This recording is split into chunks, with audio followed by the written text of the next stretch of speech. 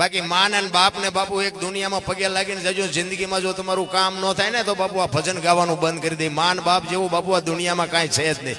મારી ભલામણ હું કોઈ દી કહેતો જ નથી કોઈને કે મંદિર બંધાવો ને આવી કથા એવું કરો ને આ કરો ને ગાયું નાખો ને કૂતરા નાખો. એ બધા હવ ના ભાઈ હવ ની પાય ભલે દેતા હોય દેજો, કઈ ના નથી પડતો હું. પણ મા બાપ ને ચૂકીને બાપુ જો કોઈ પણ દાન કરો ને ક્યાંય લખાય નહીં. મહાપુરુષો ના પાડે લખાય જ નહીં. દેવું અહીંયા દેજો. આશ્રમમાં જઈ હમાતા નથી. આપણે એમ તો ઓહો અમને દીકરા જ નહીં હોય.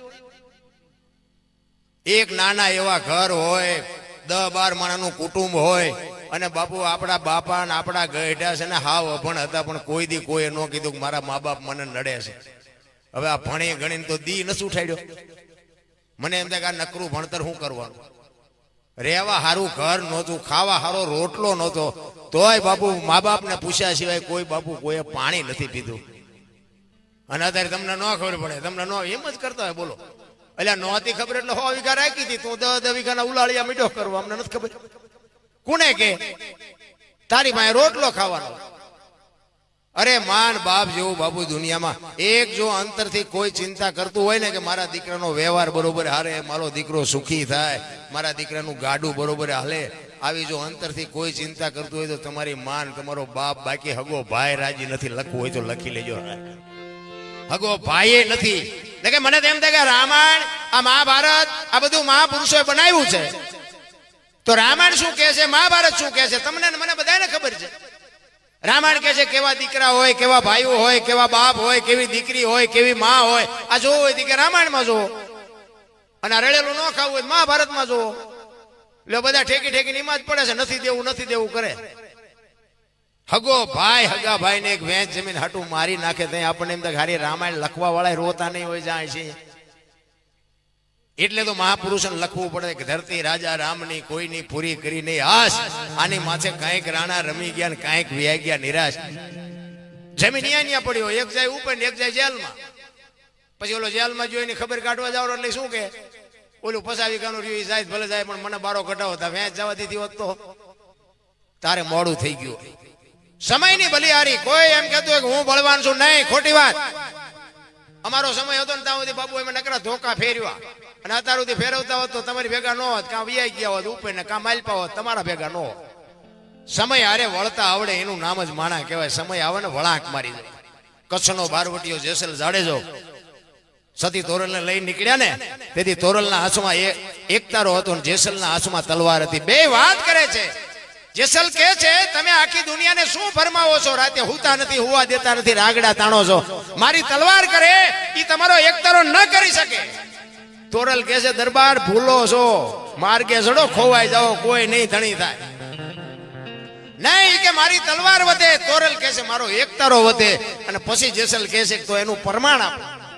એ કે સમય આવશે એનું પ્રમાણ. અહીંયા તોરલે 2 ભજન ગાયા હોત તો આ જાડેજો પીર થઈ જાય. એ તો એવા ઠેકાણે લઈ જવા પડે ને.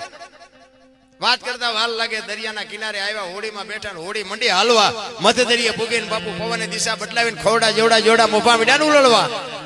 તેથી કચ્છનો કાળો નાગ મીડ્યો ધ્રુજવા. હો બાપુ ચારે બાજુ નજર કરી એમ તમારા અને મારા જેથી છેલ્લા શ્વાસ હોય તેથી દીકરા હશે ને વહુ હશે ને ભાઈઓ હશે, છોડાવી કોઈ નહીં કે બાપુ. એ તો એવા સમર્થ સદગુરુનો સથવારો હશે તો જ મોત સુધરવાનું, બાકી રોતા નથી આવડવાનું. લખી લેજો મારા રામ.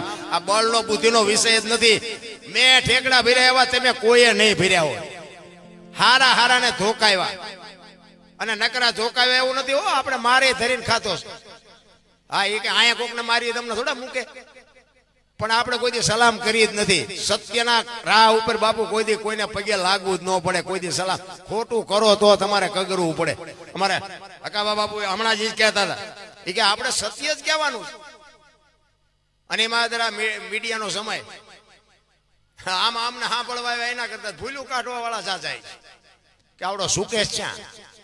હવારમાં અમે પેલા માફી માંગી લે ભાઈ જે હોય 500 રૂપિયાના ભાવના ઘઉં લાવો ને એમાં કાકરા આવે ને 500 ના ભાવના જ હોય. એને કાઢી નાખાય, ભેગા દળાવાય નહીં, એને દાંત પડી જાય. સારું સારું જ ખાવાનું હોય એટલે આમાં એવું કંઈક આવે ને તો કાઢી નાખજો. આ કોઈ કલાકાર બે એમાં કાંકરા જેવું લાગે કાઢી નાખવા. કોમેન્ટ જોકે હું તો ના જ પાડું છું કે આપણે કઈ આ મને ખબર નહોતી ના વિડિયા બહાર પડ્યા. મને આનો શોખ જ નથી. તમને જે લાગતું હોય. અને મારા વિડીયો તમે જોતા હોય તો એમાં હું કોઈ દી હું જિંદગીમાં બોલ્યો જ નથી કે આ કરજો ને ઓલું શું કહેવાય ફોલો કરજો ને પૂંછડું કરજો ને રૂકડું, મને એમાં કઈ ખબર જ નથી પડતી અને મારે કરાવાય નથી. એ તો રામદેવજી બાપા ને બાપુ સારું લાગતું હશે ને ઈ તમને કહે કર કર તેદી કરશે બાપુ. 2 હાથ વાળો શું દે, જેથી 1000 હાથ વાળો દે તેદી ભૂખ ભાંગે માણાથી શું થવાનું હતું. અને હું તો પ્રોગ્રામમાં જાઉં અહીંયા કહું કે તમે આ બધા અમારા જાઉં લોહી છે ગઈએ કે બોલીએ કે ત્યાં સુધી પછી તમે નથી બોલાવવાનું. એ ખબર છે હવે દરબાર જ્યાં ગયો કે બીજાને કહો બીજાને કહો. એટલે આખી દુનિયા સ્વાર્થી છે, એમાં કાંઈ લેવા દેવાનું હોય નહીં. પણ એક કચ્છનો બારવટીયો બાપુ સતી તોરલ પાય રહ બરફની પાય ડોગળે ની મીડો રોવાઓ. તોરલ તોરલ હોડી હમણાં બુડી જાય ને આપણે મરી જાઓ. અને ત્યારે તોરલ કહે છે જાડેજા તમે કહેતા હતા ને તલવાર મારી વધ્યા દરિયાને મડો કાપવા, તેથી જાડેજા માથે હું વીતી છે. તોરલ તોરલ મોત આવી ઉઘરાણી કરશે મને ખબર નહોતી. તોરલ મને આમાંથી બચાય, મને આમાંથી બચાય. તેથી બાપુ એક ભારતની આર્ય નારી એમ કહેતી હોય મજા કરો જાડેજા, હું તમારી ભેળી છું. હું કામ મૂંઝાવ છો? અલગ જણી હમણાં હોડી પુગાડી દે. તમે મૂંઝાવમાં તમે રોવોમાં પણ આહુડા રોકાય નો પાડવા હોય તો પડી જાય એવી હાંકડીમાં આવ્યો હોય થાય. અને આપણે હાંકડીમાં આવી તારે જ હનુમાન ચાલીસા ચાલુ કરવી.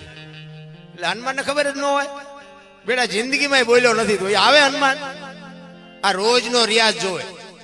બુથીના ગાળિયા એવા થયા છે ભાઈ.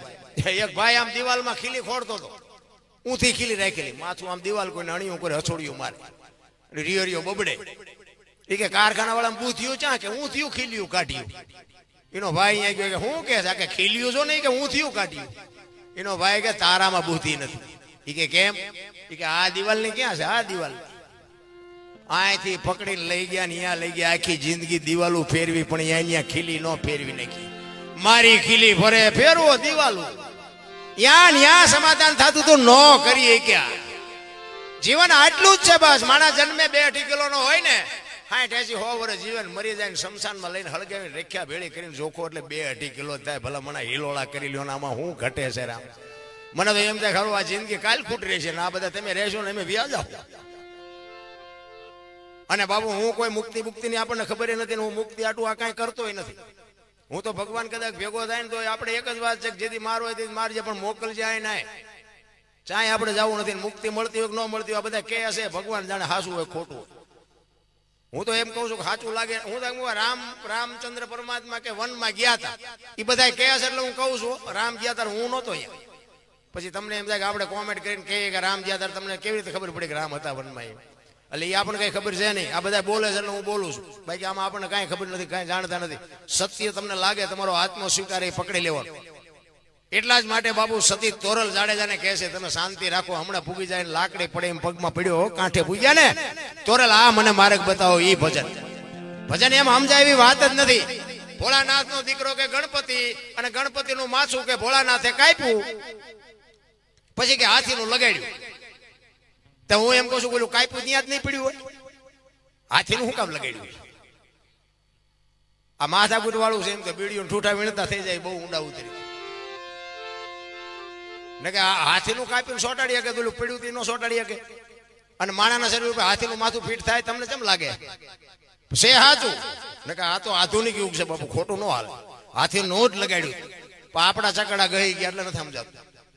એની માટે સદગુરુ જો મા બાપ છે આપણા સદગુરુ છે 100%.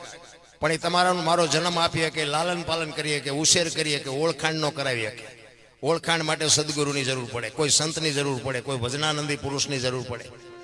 એટલે જ ગંગા સતીએ કીધું કે 21,600 શ્વાસા બાપુ એમ નામ જાય છે ને એનું જે ભજન થઈ જાય ને બાપુ કામ થઈ જાય. 1 મિનિટના 15, 1 કલાકના 900, 12 કલાકના 10,800 અને 24 કલાકના 21,600 જ થાય. ગણવા હોય ને ગણી જવું. આ પરફેક્ટ ગંગા સતીનો હિસાબ. ભજન ક્યાં કરવું મારા રામ? ચારે બાજુ વંટોળિયા સીડ્યા છે, કઈ કીધા જેવી વાત જ નથી.